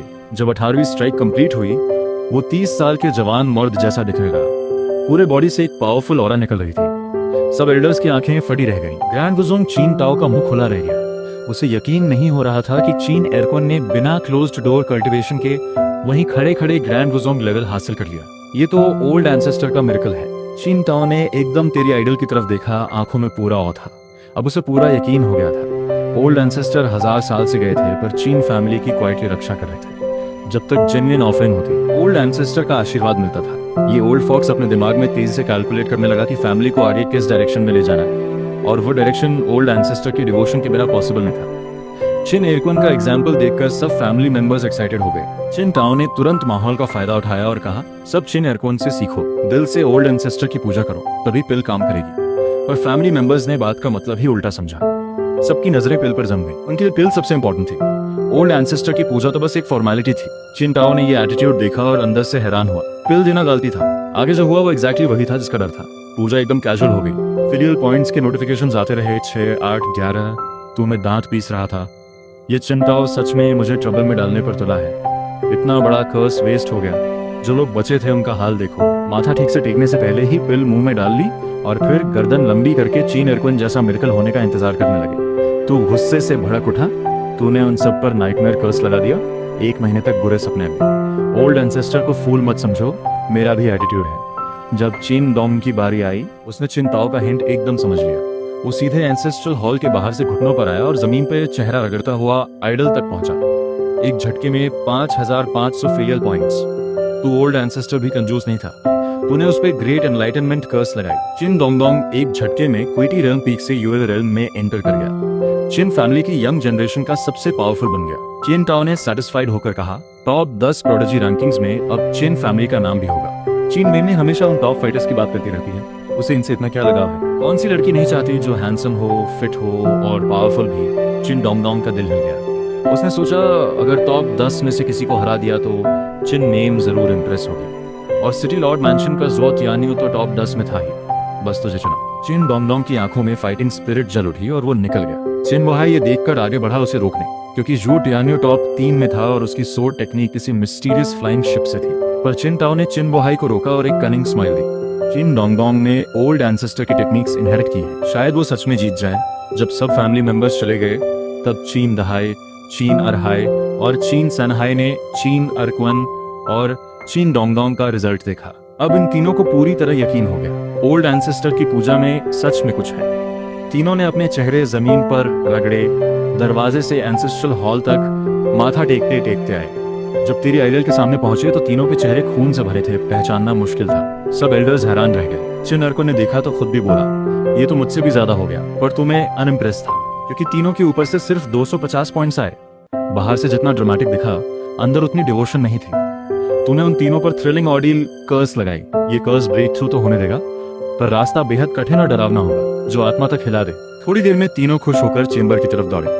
चीन एयरक्वन जाने वाला था कि चीन टाओ ने उसे रोका। एयरक्वन, चीन फैमिली की बॉडी कल्टिवेशन ट्रेडिशन अब तुम्हें आगे ले जानी है। चीन टाओ ने चीन एयरक्वन की एक्सप्रेशन इग्नोर की। तेरी तरफ झुककर बोला, ओल्ड एंसेस्टर, आज फिर आपको तकलीफ देनी पड़ेगी। कहते हुए उसने का ढक्कन हटाया। तूने तुरंत आंखें बंद की, डेड पोज। चीन टाओ तुझे देखते हुए बोला, ओल्ड एंसेस्टर की स्किन तो एकदम जिंदा इंसान जैसी है। मुझे तो लगता है आप मरे नहीं। तू अंदर से चौंका। इस बूढ़े को ओल्ड कनिंग फॉक्स कर्स का बूस्ट है, ये शाप है। सच बोलूं तो मैं सच में जिंदा हूँ और हर दिन और ताजा होता जा रहा हूँ। एक दिन और मेरी लेफ्ट हैंड की मिडिल फिंगर पूरी तरह मूव करेगी। चीन एयरक्वन ने एक्साइटेड होकर तेरी पीठ पर हाथ रखा। काफी देर फील किया। जब हाथ हटाया तो आंखों में एक अलग चमक थी। ओल्ड एंसेस्टर को टच करना कितना अच्छा लगा। मुझे बुलडोजर सीक्रेट टेक्निक मिल गई। वो हमेशा से किन फैमिली का दूसरा बुलडोजर बनना चाहता था। ओल्ड एंसेस्टर की तरह पूरे मार्शल वर्ल्ड में धाक जमाना चाहता था। उधर किन डोंगडोंग ब्लैक स्ट्रीट के बीचों बीच पहुंचा और वो बड़ा ड्रम बजाया। आवाज थंडर जैसी पूरी ब्लैक स्ट्रीट में गूंजी। मार्शल वर्ल्ड के लोग हरकत में आ गए। जनरल जून वुशवांग काले आर्मर में एक स्क्वाड लेकर आया। कौन बजा रहा है इस ड्रम को? क्यों? चीन डोंगडोंग ने आवाज उठाई, मुझे प्रोडिजी रैंकिंग्स के नंबर 3 सो तियानियों को चैलेंज करना है। ये सुनते ही पूरी स्ट्रीट पर सन्नाटा छा गया। सो तियानियों को लिटिल पॉइजन किंग कहते थे। उसकी सॉर्ड टेक्निक को देखकर बड़े बड़े एक्सपीरियंस्ड फाइटर्स भी सावधान हो जाते थे। और आज कोई ओपनली उसे चैलेंज कर रहा था। सब उस लड़के को देखने लगे। वो पतला था, सांवला था, छोटी छोटी आंखें थी जो हर तरफ घूमती रहती थी। पूरी बॉडी लैंग्वेज में एक अजीब स्मगनेस थी। उस एटीट्यूड को देखकर ही हाथ खुजाने लगते थे। जनरल जून वुशवांग ने ठंडी नजरों से पूछा, तू जो तियानियों को चैलेंज करने की हिम्मत कैसे रखता है? उसके पीछे काले राइडर्स ने तलवारें खींची और चीन डोंगडोंग की तरफ बढ़ने लगे। चीन डोंग बिल्कुल काम रहा। उसने ऊपर की शर्ट उतारी, मसल्स दिखाए, दंतियन में फोर्स लगाई। पेट की 8 पैक आप से एक के बाद एक थंडर जैसी आवाजें निकली, जैसे कोई वाइल्ड बीस्ट जाग रहा हो। आगे बढ़ रहे राइडर्स के सीने में एकदम दबाव आया। कई मुंह से खून थूक कर पीछे हटे। बॉडी कल्टीवेशन वाले सच में डेंजरस होते हैं, हायर लेवल को चैलेंज कर सकते हैं। ये बात सच निकली। जनरल जून वुशवांग की नजर सीरियस हो गई। उसने ओपनली माना कि पहले उसने डिसरेस्पेक्ट की। उसे पता था ये फैमिली कभी रॉयल थी, 1000 साल पहले इनका कोई मैच नहीं था। उनके एंसेस्टर को बॉडी कल्टीवेशन एंसेस्टर कहते थे। यंग मैन, इम्प्रेसिव हो, उम्मीद है तुम एंसेस्टर की ग्लोरी वसूलोगे। उसने एक सिग्नल दिया। राइडर ने घोड़े पर बैठे बैठे अनाउंसमेंट करते हुए सिटी लॉर्ड मैंशन तक मैसेज पहुंचाया। ज़ो टियान्यू को लड़ना होगा। ज़ो टियान्यू का मूड ऑलरेडी खराब था। वो और चीन में कल सिटी लॉर्ड मैंशन में गए थे, थोड़ी शराब पी, म्यूजिक सुना, पर चीन नीमे ने अलग सोचा। ज़ो टियान्यू ने कुछ नहीं कहा। आखिर वो तियानशी सिटी का फेमस, हैंडसम और पावरफुल बैचलर था। लड़कियां उसे देखकर शर्मा जाती थी। चीन नीमे भी उससे बच नहीं सकती। उसे लड़कियों की साइकोलॉजी पता थी। वो एक्चुअली लाइक करती है पर प्रिटेंड करती है। इसलिए रात को उसने डोर में एक क्रैक छोड़ी। चीन नीमे आई ही नहीं। वो ठंडी हवा में पूरी रात खड़ा रहा। सुबह कोल्ड हो गई। चीन नीमे ने सरप्राइज्ड फेस बनाई और धीरे से कहा, मेरे साथ चलो, हमारे ओल्ड एंसेस्टर बहुत पावरफुल है। फैमिली के लोग बीमार होकर जाते हैं तो ठीक होकर निकलते हैं। प्लान था अगर ज़ो टियान्यू ओल्ड एंसेस्टर को बो करे तो चिन फैमिली के रूल्स के हिसाब से वो ऑफिशियली चीन फैमिली का हिस्सा बन जाएगा। तभी बाहर ड्रम की आवाजें आई। ज़ो टियान्यू का चेहरा डार्क हो गया। चीन नीमे को साथ लेकर निकला। थोड़ी देर में तियानशी स्ट्रीट पर पहुंचा। सफेद कपड़ों में ज़ो टियान्यू स्लोली आया, साथ में चीन नीमे। चीन डोंगडोंग ने उसे देखा, आंखें ठंडी हो गई। दूसरे ने बैटलफील्ड एंटर किया। चीन डोंगडोंग ने बिना देर किए अटैक किया। सालों की ब्लैक स्ट्रीट की कठिन ट्रेनिंग में वो काउंटलेस फाइट्स लड़ चुका था। उसकी फिस्ट में एक लीथल शार्पनेस थी जो लोगों के दिल में ठंड डाल दे। ये हाथ खून से गुजरे हैं। ज़ो टियान्यू की आंखें सीरियस हो गई। उसने पाम से काउंटर किया। 10 एक्सचेंजेस के बाद उसका चेहरा सीरियस हो गया। हाथ में दर्द था, थोड़ा कांप भी रहा था। चीन डोंग ने ठंडे स्वर में कहा, हैंड टू हैंड कॉम्बैट में तू कमजोर है। आसपास के लोगों में हलचल मच गई। चीन डोंगडोंग को सीरियस नजरों से देखने लगे। तभी एक ऑफिशियल पैलेंक्विन स्लोली आई। चारों तरफ व्हाइट ड्रेस्ड गार्ड्स, तलवारें निकली हुई। सिटी लॉर्ड हिमसेल्फ आ गया था। किसी को एक्सपेक्ट नहीं था। सिटी लॉर्ड ने पैलेंक्विन से एक पांव बाहर रखा और धीरे से बोला, ज़ो टियान्यू, बस एक मूव काफी है। चीन फैमिली का ये लड़का हार जाएगा। तभी फील्ड में सोर्ड की फ्लैश आई। ज़ो टियान्यू ने लाइटनिंग स्पीड से सोर्ड निकाली, सीधे चीन डोंगडोंग के गले की तरफ। चीन डोंगडोंग ने जोर से चिल्लाया और यंग फिंगर रिलीज किया। साथ ही दिल में दुआ मांगी, ओल्ड एंसेस्टर, अपने बच्चे को बचाओ, मैं बिग मूव मारने वाला हूँ। उसी वक्त एंसेस्ट्रल हॉल की में तू एकदम से जागा। चीन डोंगडोंग की आवाज फील हुई। वो एक टफ बैटल में था, प्रोडिजी रैंकिंग्स के लिए लड़ रहा था। ये बड़ी बात थी। अगर वो जीता तो ओल्ड एंसेस्टर का नाम भी ऊंचा होता। तूने उसके लिए कुछ किया। चीन डोंगडोंग की यंग फिंगर की अपीयरेंस एकदम बदल गई। जो पहले गोल्डन ग्लो थी वो अचानक एक ब्लाइंडिंग इलेक्ट्रिक लाइट बन गई। ज़ो टियान्यू की आंखें चुंधिया गई। सोर्ड पकड़े हाथ एक पल के लिए रुका। उसी गैप में चिन डोंगडोंग की फिंगर ने सोर्ड को प्रिसाइज तरीके से हिट किया। एक पफ की आवाज के साथ ज़ो टियान्यू के शोल्डर में एक डीप वुंड हो गई। ज़ो टियान्यू घबराकर पीछे हटा, शोल्डर दबाए, खून रोकने की कोशिश करता रहा। आंखों में डर था। वो समझ गया कि अगर वो फिंगर आईब्राव पर लगती तो जान नहीं बचती। चिन भाई, शुक्रिया की हाथ रोका। मैं हारा। ज़ो टियान्यू पेल था पर ग्रेसफुली हार माना। सिटी लॉर्ड मैंशन के यंग लॉर्ड का कैरेक्टर सच में अच्छा था। आपकी जनरोसिटी। चीन डोंगडोंग ने हैंड्स फोल्ड करके रिप्लाई किया। अंदर वो एक्साइटेड और कंफ्यूज्ड दो था। वो फिंगर आज डिफरेंट थी, एक डिवाइन फोर्स जैसी। क्या हुआ? स्ट्रीट पर सब शॉक थे। किसी को एक्सपेक्ट नहीं था कि चीन डोंगडोंग इतने क्लीन तरीके से जीतेगा। दूर खड़े सिटी लॉर्ड का चेहरा सीरियस था। वो फिंगर लेजेंडरी यंग फिंगर जैसी थी। क्या चीन फैमिली की बॉडी कल्टीवेशन ट्रेडिशन वापस आ रही है? उसकी नजर कीन नेमे पर पड़ी जो ज़ो टियान्यू के वोन पर बैंडेज कर रही थी। उसके दिल में एक थॉट आई। कीन नेमे अभी भी होपफुल थी। उसने आंखें झपकाते हुए धीरे से कहा, इतना बड़ा घाव है, चलो हमारे ओल्ड एंसेस्टर के दर्शन करते हो, बड़े पावरफुल हैं। ज़ो टियान्यू जो पहले चिन फैमिली को कुछ नहीं समझता था, उस एक फिंगर से सीरियसली घायल होने के बाद अब जरा भी एरोगेंस नहीं बची थी। तभी सिटी लॉर्ड मैंशन का एक गार्ड आकर धीरे से कुछ बोला। उसने चिन नेने की उम्मीद भरी नजरें देखी और बोला, ठीक है, चलते हैं। चिन नेने बहुत खुश हो गई। दूर खड़े चिन डोंगडोंग बिल्कुल खुश नहीं था। हारा हुआ दुश्मन अभी भी मेरी लड़की के पीछे है। मेरी वो फिंगर काफी नहीं थी क्या? उधर चिन फैमिली के एंसेस्ट्रल हॉल में चिन दहाए, चिन अरहे और चिन सनाए अभी अभी चेंबर से निकले थे। चेहरे पर कोल्ड स्वेट, पीठ भीगी हुई। चिन दाओ को अजीब लगा। इन तीनों ने ब्रेक थ्रू की और इतने बुरे हाल क्यों है? चिन दहाए ने एक लंबी सांस ली। ओल्ड एंसेस्टर की पूजा के बाद ब्रेक थ्रू की फीलिंग बहुत स्ट्रांग थी। चेंबर में गया, थोड़ी देर बाद अचानक एनर्जी रिवर्स होने लगी, डिविएशन होने वाली थी। जैसे तैसे बचे। फिर वुज़ोंग मेरिडियंस ओपन करने की कोशिश की, सिर्फ 25% खुली।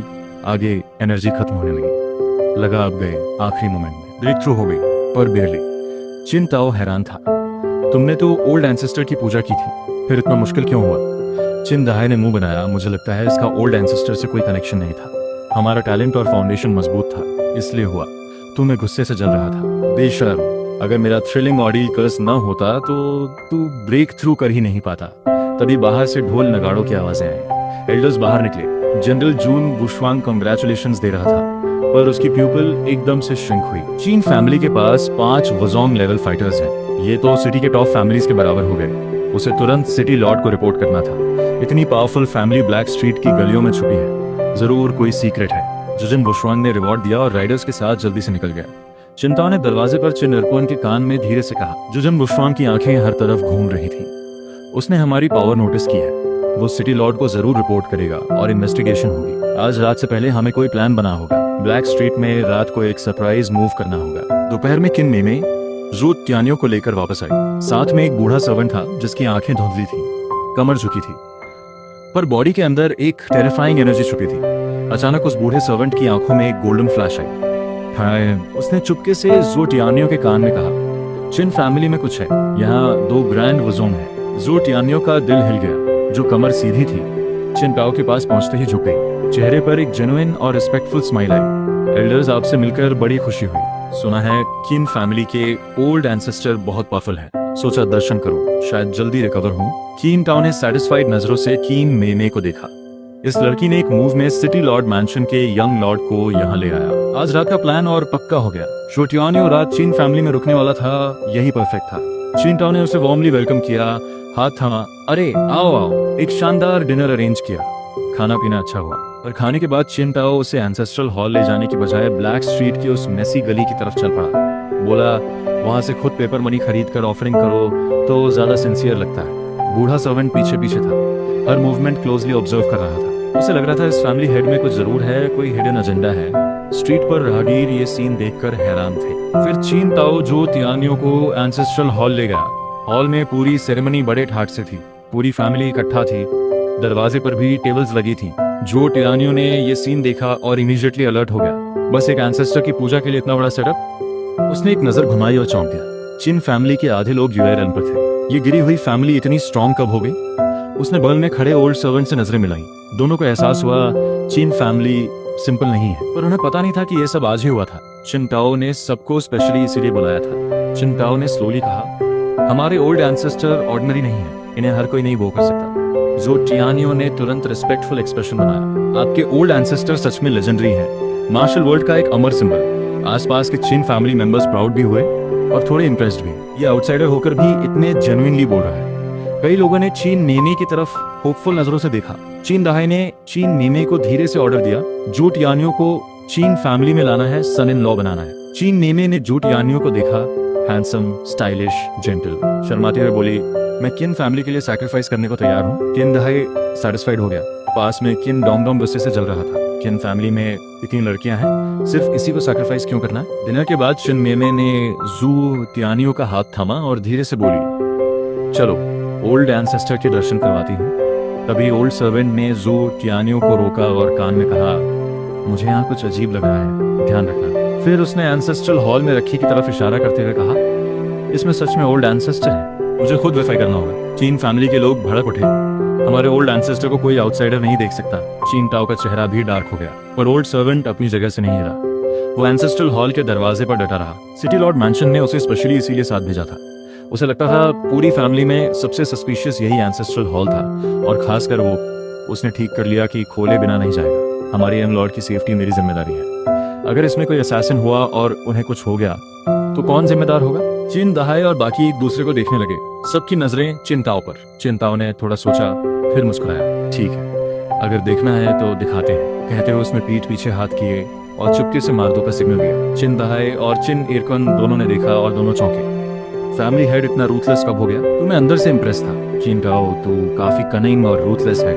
इस तरह का फैमिली हेड ही चीन फैमिली को आगे ले जाएगा। इसे अच्छे से ट्रेन करने लायक है। ढक्कन हटा तो वो ओल्ड सर्वेंट आगे बढ़ने की जल्दी नहीं की। इधर उधर घूमा, हर चीज ऑब्जर्व की, नाक से स्मेल लेता रहा, बहुत केयरफुली चेक किया। फिर स्लोली के पास आया। तूने उसे देखा तो एक थॉट आया, ये आदमी एक शार्प जांगू वेटरन है, शायद इसे चिन फैमिली में लिया है। ओल्ड सर्वेंट ने तेरी बॉडी देखी, उसकी प्यूपिल एकदम से छोटी हो गई। उसे क्लियरली फील हो रहा था कि प्रोटेक्टिव एनर्जी किस तरह सर्कुलेट हो रही है। उसका अंदर एक्साइटमेंट से हिल उठा।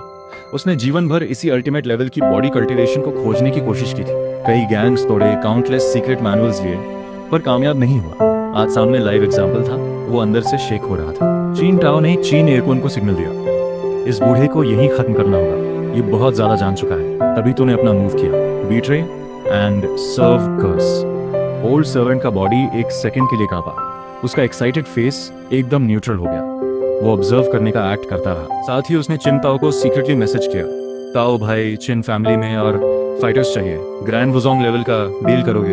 चिन ताओ हैरान रह गया, तुम ऐसा करोगे तो सिटी लॉर्ड का साथ छोड़ दोगे, ये तो मौत की सजा है। ओल्ड सर्वेंट ने एक कोल्ड स्माइल दी, इतना ड्रामेटिक मत बनाओ, हम मार्शल प्रैक्टिशनर्स अपने लिए के हैं। तुम कह सकते हो मैं बिट्रे कर रहा हूँ, पर इसमें बुरा क्या है? हम अपनी किस्मत खुद बनाते हैं। चिन टाओ ने एक गहरी सांस ली, कुछ बोल नहीं पाया। फिर उसे चिन चाओ याद आया, वो लू फैमिली का स्पाई जो आखिर तक ऑनेस्टी का लेक्चर दे रहा था। चिन टाओ ने अचानक सिर उठाया और तुझे देखा। क्या ओल्ड एंसेस्टर सच में साइन दे रहे हैं? इसे मारने की बजाय काम में लेना चाहिए। उसने धीरे से ओल्ड सर्वेंट से कहा, ठीक है, मैं एग्री करता हूँ। ओल्ड सर्वेंट बहुत खुश हो गया, पर चिन टाओ ने टेस्ट करने की भी ठानी। पर सिंसियरिटी दिखानी है तो आज रात हमारे साथ एक जॉब पर चलना होगा। ओल्ड सर्वेंट ने एक इविल और क्रीपी स्माइल दी। हाँ, कोई प्रॉब्लम नहीं, मुझे तो किलिंग बहुत पसंद है। फिर उसने सीक्रेटली ऐड किया, और सुनो, मुझे पता है सिटी लॉर्ड मैंशन का सारा हिडन ट्रेजर कहाँ है, सब कुछ एक साथ लेंगे। चिन टाओ को और ज्यादा कंफर्म हो गया, ये सच में ओल्ड एंसेस्टर का मिरेकल है। तू देख रहा था और थोड़ा रीड था। बिट्रे एंड सर्व कर्स बहुत पावरफुल है, पर अगर कभी कोई बड़ा ऑफर आया तो क्या ये चिन फैमिली को भी बेच देगा? चिन टाओ ने एक पिल निकाली, मुस्कुराते हुए ओल्ड सर्वेंट के सामने रखी। ये 7 डे रप्चर्ड गट पॉइजन है, हर 7 दिन में एंटीडोट चाहिए, नहीं तो तड़प के मरोगे। ओल्ड सर्वेंट ने बिना सोचे पिल उठाई और डायरेक्टली निगल ली, काम रहते हुए बोला, टाओ भाई तुम्हें मुझ पर ट्रस्ट नहीं है, कोई बात नहीं, जो करना है करो। चिन टाओ की आंखों में एक स्पार्क आई, उसने एक और पिल निकाली। ओल्ड सर्वेंट ने वही एक झटके में निगल ली और हंसते हुए बोला, और 2 टाओ भाई 10 भी खा सकता हूँ, तब जाकर शायद ट्रस्ट करोगे। चिन टाओ ने कई तरह के पॉइजन्स निकाले, एक गू वर्म भी था। ओल्ड सर्वेंट ने सब कुछ एक एक करके लिया, गू वर्म भी अंदर डाल दिया और चिन टाओ से खुद पर गू कर्स लगवाया भी। चिन टाओ अभी भी सस्पिशियस था। ओल्ड सर्वेंट ने जोर से हंसते हुए कागज उठाया और लिखने लगा। उसने एक कन्फेशन लिखी जिसमें 1000 से ज्यादा वर्ड्स थे। दुनिया सोचती थी ये ग्रैंड वुजोंग सिटी लॉर्ड का लॉयल सर्वेंट है, पर असलियत ये थी कि इसका सिटी लॉर्ड की वाइफ ओयांग यूअर से सीक्रेट अफेयर था। उससे एक बच्चा हुआ जिसका नाम जू टियान्यू रखा गया। ये सिटी लॉर्ड मैंशन में इसीलिए रहा ताकि अपनी बिलवर्ड और अपने असली बेटे के पास रह सके। चिन टाओ ने एक एक वर्ड पढ़ा, शॉक में जम गया। काफी देर बाद रिएक्ट किया और खुशी से ओल्ड सर्वेंट का हाथ थामा। जाओ भाई, अब मुझे पूरा ट्रस्ट है। ये जाओ लाओसान सच में बहुत कोऑपरेटिव था, इतना कि चिन टाओ को खुद ऑकवर्ड लग रहा था। जाओ लाओसान भी बहुत एक्साइटेड था। उसने चिन टाओ का हाथ दबाया, कंधे पर थपकी दी, खुशी से खिला हुआ था। असल में सिटी लॉर्ड मैंशन में इसलिए गया था कि फैमिली चलानी थी और एक डिवाइन सोर्ड टेक्निक मिलने की उम्मीद थी जो उस फ्लाइंग शिप से मिली थी। पर सिटी लॉर्ड ने टेक्निक तो दी, उसका कोर मेथड नहीं दिया। बहुत बेईमानी है। और तियानियों को भी सच नहीं बताया। जाओ लाओसान की आंखों में एक डेंजरस फ्लैश आई। आज तुम्हारे ओल्ड एंसेस्टर की प्रोटेक्टिव एनर्जी देखी, अचानक समझ आया कि यही अल्टीमेट मार्शल पाथ है, यही वो लेवल है जो मैंने और मेरे मास्टर ने जिंदगी भर ढूंढी। चिन टाओ ने इमीडिएटली एग्री किया।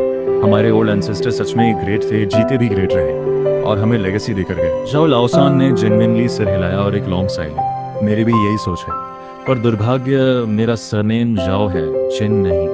फिर उसने रिस्पेक्टफुली तेरे लिए इंसेंस जलाई। तू में जाओ लाओसान की कॉम्प्लिकेटेड लाइफ स्टोरी सुनकर जेन्युइनली शॉक था। इस आदमी ने सिटी लॉर्ड को ककोल्ड किया, उसके घर में रहा, उसके बच्चे को पाला। ये तो सच में कुछ अलग लेवल का आदमी है। जाओ लाओसान में टैलेंट है, दशकों से प्लान कैरी किया, ऊंच नीच सब झेली, बस सही मोमेंट का इंतजार किया। सिटी लॉर्ड के मरने का वेट कर रहा था, फिर अपना असली गेम खेलता। ऐसा पेशेंट और स्ट्रेटेजिक इंसान चीन फैमिली को चाहिए। बाहर जू टियान्यू खड़े खड़े अपने पांव फील करने लगा था। उसने अंदर झांक कर देखा, जाओ लाओसान और चिन टाओ कभी एक्साइटेड, कभी सीरियस, आखिर में खुशी से हाथ मिला रहे थे जैसे पुराने दोस्त हो। जाओ लाओसान तो नॉर्मली बहुत कोल्ड रहता है, आज इतना इमोशनल क्यों है? जू टियान्यू ने घबराकर पूछा। जाओ लाओ, सब ठीक है? जाओ लाओसान ने मुड़कर स्माइल दी, एकदम बढ़िया, आओ ओल्ड एंसेस्टर को बो करो। जू टियान्यू और चीन में अंदर आए, इंसेंस जलाए, पेपर मनी जलाए, माथा टेका। चिन टाओ ने धीरे से बताया, ये रिचुअल पूरा होते ही चीन फैमिली के रूल्स के हिसाब से जू टियान्यू ऑफिशियली चीन मेमे का हस्बैंड बन जाएगा, चीन फैमिली का सन इन लॉ। जाओ लाओसान ने आंखें चमकाई, तो हमारे चीन फैमिली के ओल्ड एंसेस्टर अब मेरे भी ओल्ड एंसेस्टर हुए? चिन टाओ ने हंसते हुए हाँ कहा। तो जाओ फैमिली ने एक बड़ी सपोर्ट पकड़ ली। जाओ लौसान खुशी से उछल पड़ा। हॉल में सब खुश थे, पर बाहर कोर्टयार्ड में चीन डोंग डोंग का चेहरा सफेद था। चीन दहाई ने उसे समझाया, आज सिर्फ पूजा हुई, निकाह नहीं। तुम्हारे पास अभी मौका है। चीन डोंग डोंग ने सिर नहीं उठाया। मेरे लिए कोई चांस नहीं है, चीन दहाई ने कहा। जब तुम पूरी फैमिली में सबसे पावरफुल बन जाओ तभी मौका मिलेगा। ये बात क्लियरली हॉलो थी, पर चिन डोंग डोंग ने सीरियसली ले लिया। वो एकदम उठा, पलटा और थोड़ी देर बाद स्ट्रीट से एक रूस्टर पकड़ कर लाया। कोर्टयार्ड में आते ही रूस्टर पर चिल्लाया, रूस्टर अपने डोंग डोंग भाई के लिए बांध दे, तेरे भाई को पावरफुल बनना है, मे से शादी करनी है। रूस्टर ने ध्यान नहीं दिया। चीन डोंग डोंग ने कोल्ड स्माइल दी, केज से एक अच्छी सी हैन निकाली, रस्सी से बांधी और रूस्टर के सामने रख दी। हैन ने डर के मारे शोर मचाया। रूस्टर की गर्दन लंबी हो गई और जोर से बांध दी। चीन डोंग डोंग इमीडिएटली सीरियस हो गया और मेडिटेशन में बैठ गया। धीरे धीरे अंधेरा हो गया। तभी अचानक एक जोरदार एक्सप्लोजन की आवाज आई। अचानक एक जोरदार